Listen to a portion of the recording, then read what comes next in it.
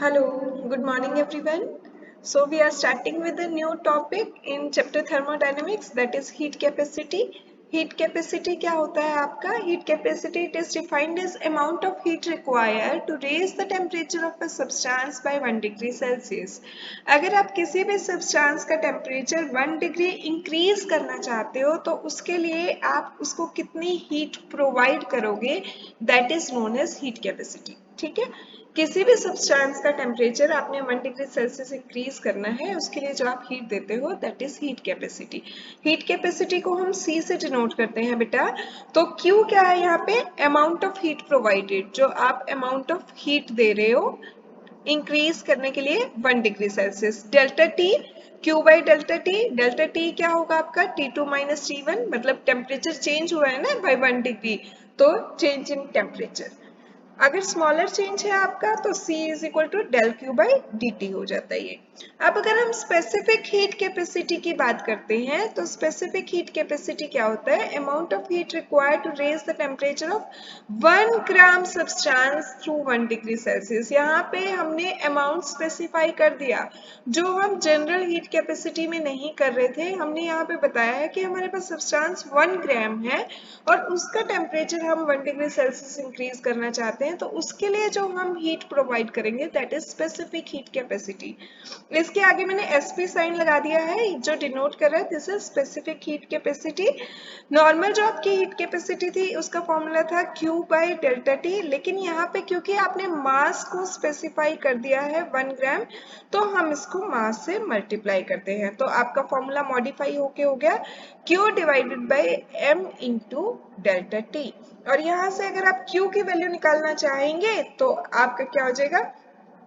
specific heat capacity into m into delta T. So Q is equal to m into specific heat capacity into delta T. आप इस फॉर्मूले से निकाल सकते हैं specific heat capacity। अब हम अगले पे मूव करते हैं कि heat capacity at constant volume की अगर बात करें, CV जिसे हम कहते हैं, तो वो क्या होता है? It is defined as amount of heat required to raise the temperature of a substance through 1 degree Celsius at constant volume. Volume अगर आप कांस्टेंट रख रहे हैं और फिर आप किसी सब्सटेंस का जो टेम्परेचर है वो 1 डिग्री सेल्सियस इंक्रीज करना चाहते हैं, तो उसके लिए आप कितनी हीट प्रोवाइड करेंगे, कितनी हीट रिक्वायर होगी, that is known as heat capacity at constant volume. इसको अगर बेटा ड्राइव करोगे तो देखो हीट कैपेसिटी का हमारा फॉर्मूला होता है C is equal to D Q by D T. ठीक है, अब हमारा फर्स्ट लॉ ऑफ थर्मोडायनेमिक्स क्या कहता था? आपको फर्स्ट लेक्चर में कराया था मैंने ये। इसमें होता था आपका कि D is equal to D Q plus D W होता है, और यहाँ से अगर हम dq निकालते हैं तो हमारा हो जाता है de minus D W. If work is done by the system और प्रेशर वॉल्यूम वर्क हो तो वो de प्लस pdv हो जाता है, क्योंकि बाय द सिस्टम होता है तो क्या होगा? माइनस माइनस प्लस हो जाएगा, तो dq is equal to de plus pdv होता है। ये होता है from first law of thermodynamics. अगर मैं हीट कैपेसिटी वाले इस फॉर्मूले में यहाँ पे dq की वैल्यू पुट कर देती हूँ तो ये फॉर्मूला आपका मॉडिफाई होके क्या हो जाएगा? de plus pdv divided by dt। ठीक है, और हम बात कर रहे हैं कि heat capacity at constant volume. Constant volume का मतलब क्या होगा? कांस्टेंट वॉल्यूम अगर है तो चेंज इन वॉल्यूम क्या होगा आपका? जीरो होगा, means dv change in volume is equal to zero. अगर चेंज इन वॉल्यूम जीरो है तो ये पूरी टर्म जो है ये जीरो हो जाएगी, तो आपका क्या बचेगा यहाँ पे? C is equal to de by dt। यहाँ पे मैं एक छोटा सिंबल लगा देती हूँ v का, जो कि यहाँ पे डिपिक्ट करेगा कि वॉल्यूम आपका कांस्टेंट है, तो CV आपका de बाय dt होता है। अब अगर हम I heat capacity at constant pressure की बात करते हैं तो कांस्टेंट प्रेशर पे होता है बेटा, it is defined as amount of heat required to raise the temperature of a substance through 1 degree Celsius at constant pressure। आपने प्रेशर कांस्टेंट रखा है और आप किसी सब्सटेंस का टेम्परेचर 1 डिग्री सेल्सियस इंक्रीज करना चाहते हो, तो उसके लिए आप कितनी हीट प्रोवाइड करेंगे, कितनी हीट रिक्वायर होगी, that is heat capacity at constant pressure. इसको हम CP से डिनोट करते हैं। अगर इसकी हम डेरिवेशन की बात करें तो यहाँ पे देखिए ये कहते हैं फिर से कि C आपका dQ/dt है, आपको पता ही हीट कैपेसिटी का ये फॉर्मूला है। अब भी मैंने आपको इससे पहले बताया कि according to first law of thermodynamics हमारा क्या होता है, फर्स्ट लॉ ऑफ थर्मोडायनेमिक्स के according dQ is equal to हमारा DE प्लस PdV होता है। ठीक है, ये वैल्यू अगर मैं यहाँ पे dQ की जगह पुट करती हूँ तो इक्वेशन हमारी हो जाएगी C is equal to DE plus PdV by dt। बस dQ की जगह ये dQ की वैल्यू मैंने यहाँ पे सब्स्टिट्यूट कर दी हीट कैपेसिटी के फॉर्मूले में। अगर मैं वेरिएबल्स को सेपरेट करके लिखती हूँ बेटा, तो देखिए एक बार आपका आएगा dE/dt, C is equal to dE/dt, और एक बार आपका आ जाएगा PdV/dt, क्योंकि dt तो दोनों से डिवाइड हो रहे हैं ना। अब हमें पता है कि एंथैल्पी फॉर्मूला हमारा क्या होता है, इससे पीछे वाले लेक्चर में मैंने आपको कराया था एंथैल्पी फॉर्मूला, याद है आपको? ठीक है, एंथैल्पी फॉर्मूला अगर नहीं याद है तो वो होता है बेटा H is equal to E plus PV। इसको डिफ्रेंशिएट कर दो, इस इक्वेशन को differentiate with respect to temperature at constant pressure, pressure constant रखिएगा, एट कांस्टेंट प्रेशर। तो इक्वेशन मॉडिफाई होके क्या हो जाएगी, dH/dt डिफरेंशिएट कर रहे हैं with respect to temperature is equal to dE/dt, pressure हमने कांस्टेंट रखा है, P dV/dt। ठीक है, अब एक ये इक्वेशन है आपके पास, A डाल देती हूँ इसको, और एक ये इक्वेशन है बेटा, इसको B डाल देती हूँ। इन दोनों इक्वेशंस को कंपेयर करो। देखो ये वाली इक्वेशन उठा के मैं एक बार फिर से वहां रख देती हूँ। C हमारा आया है, C is equal to dE/dt plus PdV/dt, जो इक्वेशन B थी। अब इन दोनों को A और B को अगर आप कंपेयर करोगे, क्या आ रहा है, कंपेयरिंग A एंड B, देखो dE/dt प्लस PdV/dt यहाँ पे भी सेम है, dE/dt प्लस PdV/dt यहाँ पे भी सेम है। So we can conclude from these two equations that Cp heat capacity at constant pressure is equal to dH/dt। ठीक है, यहां से आप कंक्लूड कर सकते हो कि Cp is equal to dH/dt। अब एक बार रिलेशनशिप और कर लेते हैं, Cp और Cv में क्या रिलेशनशिप होता है, relationship between Cp and Cv। हमें पता है कि Cp आपका है dH/dt और Cv बेटा आपका है dE/dt। ठीक है, एंथैल्पी फॉर्मूला भी आपको पता है, H is equal to E plus PV होता है। फॉर आइडियल गैस इक्वेशन,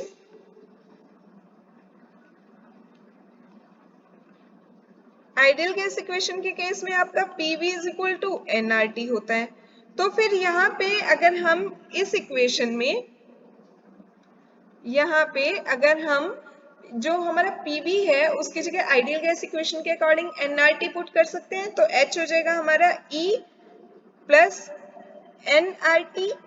अब इस इक्वेशन को बेटा डिफरेंशिएट कर दो with respect to temperature, differentiate with respect to temperature, तो आपकी इक्वेशन मॉडिफाई होके क्या हो जाएगी, dH/dt is equal to dE/dt।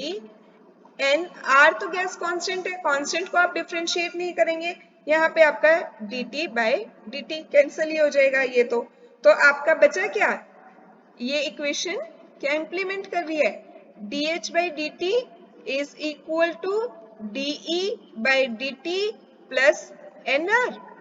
और dH/dt क्या था बेटा, dH/dt आपका Cp के इक्वल था, Cp। dE/dt क्या है यहाँ पे, Cv के इक्वल है, Cv plus nr। Cp is equal to Cv plus nr। ठीक है, if Cp is greater than Cv, if Cp is greater than Cv, तो ये आपका हो जाएगा Cp minus Cv is equal to nR। और फॉर 1 मोल के लिए अगर आप निकालेंगे तो Cp minus Cv is equal to R। n की वैल्यू क्योंकि हमने 1 पुट कर दी, 1 मोल है तो, ठीक है, n यहाँ पे नंबर ऑफ मोल्स है आपके। होपफुली क्लियर है। कोई भी डाउट हो तो कमेंट सेक्शन में डाल सकते हैं आप। I try to explain it more further. अच्छा, अब अगर हम आइसोथर्मल की बात करें, for isothermal process having ideal gas, having ideal gas, delta H की वैल्यू बेटा उस केस में आइसोथर्मल है क्योंकि टेम्परेचर कांस्टेंट है तो हमारी जीरो हो जाएगी। डेल्टा ई भी हमारा जीरो होता है और डेल्टा टी हमारा जीरो होता है। इसकी एक्सप्लेनेशन जो है आप इस तरह से दे सकते हैं, अगर आपसे कोई पूछता है तो, कि ये आपने कैसे कह दिया, कि डेल्टा एच जो होता है हमारा बेटा वो होता है delta E plus P delta V के equal. For 1 mole of ideal gas, for 1 mole of ideal gas PV is equal to RT होगा। Ideal gas PV is equal to nRT होती है। n की वैल्यू हमने 1 put कर दी क्योंकि हम 1 मोल की बात कर रहे हैं। तो यहाँ पे P delta V is equal to R delta T, ठीक है। तो डेल्टा H जो है हमारा बेटा, डेल्टा H हमारा होता है is equal to delta E plus हम कह सकते हैं डेल्टा एच का फॉर्मूला क्या होता था, H is equal to E plus PV. तो पीवी जो है हमारा पी डेल्टा वी जो है वो आर डेल्टा टी के इक्वल है। यहाँ पे आर डेल्टा टी पुट कर दूं तो ये क्या आ जाएगा, डेल्टा ई की वैल्यू जीरो है, ठीक है। और हमारा delta T change in temperature isothermal में जीरो है, तो zero plus zero delta H is equal to zero आ जाएगा, ठीक है। अब ये कहता है कि सिग्निफिकेंस क्या है इसका, आपने जो एंथैल्पी निकाला, तो ये एक्सोथर्मिक प्रोसेस जब भी होती है ना बेटा, रिएक्टेंट से प्रोडक्ट जब बनता है तो हीट इवोल्व होती है, ठीक है। रिएक्टेंट की हीट ऑब्वियसली ज्यादा होगी तभी उसने लिबरेट की होगी जब प्रोडक्ट बन रहा होगा। तो इससे अगर आप डेल्टा एच निकालेंगे तो इसका मतलब क्या है, डेल्टा एच जब भी आप heat of product minus reactant करेंगे तो आपकी नेगेटिव में आएगी क्योंकि HR ज्यादा था। और एंडोथर्मिक प्रोसेस के लिए क्या होता है कि रिएक्टेंट जो है हीट लेता है फिर वो प्रोडक्ट में कन्वर्ट होता है, इसमें प्रोडक्ट की हीट ज्यादा होती है एज कंपेयर टू रिएक्टेंट। और अगर आप फॉर्मूले में डेल्टा एच के फॉर्मूले में पुट करेंगे heat of product minus heat of reactant तो उसकी वैल्यू हमेशा पॉजिटिव आती है।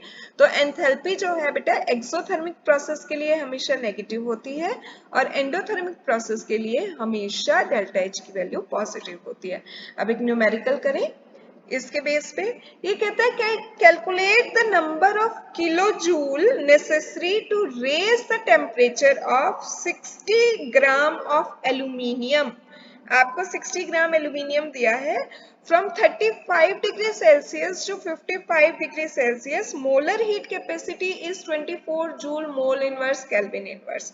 तो हमने क्या निकालना है, number of kilojoule means heat निकालनी है बेटा, ठीक है। अब ये आपको मास जो दे रहा है एल्यूमिनियम का वो आपको दे रहे हैं 60 ग्राम। अब जो मॉलिक्यूलर मास होगा बेटा एल्यूमिनियम का वो होता है आपका 27 ग्राम पर मोल, वो आपको पता ही होगा एल्यूमिनियम का मास इतना होता है। टेम्परेचर 1 जो ये आपको दे रहा है 35 डिग्री सेल्सियस से 55 डिग्री, तो टेम्परेचर 1 आपके पास है 35 डिग्री सेल्सियस। टेम्परेचर 2 जो है बेटा वो आपके पास है 55 डिग्री सेल्सियस। तो अब ये कहता है कि आपने डेल्टा टी यहाँ से निकाल लोगे, पहली बात तो T2 माइनस T1 करके आपका आ जाएगा कि 55 माइनस 35 कितना आ गया 20 डिग्री सेल्सियस।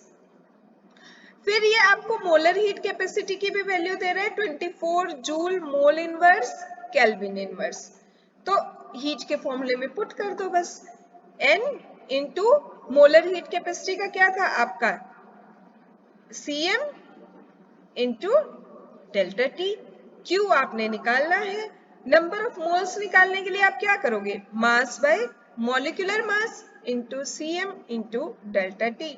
मास कितना दिया हुआ है बेटा, ये दिया हुआ मास 60, मॉलिक्यूलर मास कितना दिया है 27 पुट कर दिया। उसके बाद जो आपकी मोलर हीट कैपेसिटी है वो दी हुई है इसने 24, यहाँ पे वो पुट कर दी। चेंज इन टेम्परेचर दिया है 20, वो पुट कर दिया, सॉल्व कर लो, आंसर आ जाएगा। This is the amount of kilo joule of heat require. वैसे जो ये आंसर आएगा ना आपका, ये आपका बेटा जूल में आएगा, ठीक है, उसको किलो जूल में कन्वर्ट कर लीजिएगा आप, डिवाइडेड बाय 1000 करके हो जाएगा। तो हीट कैपेसिटी के बारे में हमने आज ये टॉपिक फिनिश किया है, starting what is heat capacity and ending at numerical based on the heat capacity. Heat capacity में आपको कहीं पे भी कोई भी प्रॉब्लम आती है तो just drop me a message and have a very good day ahead. Stay tuned. Don't forget to subscribe the channel. Take care.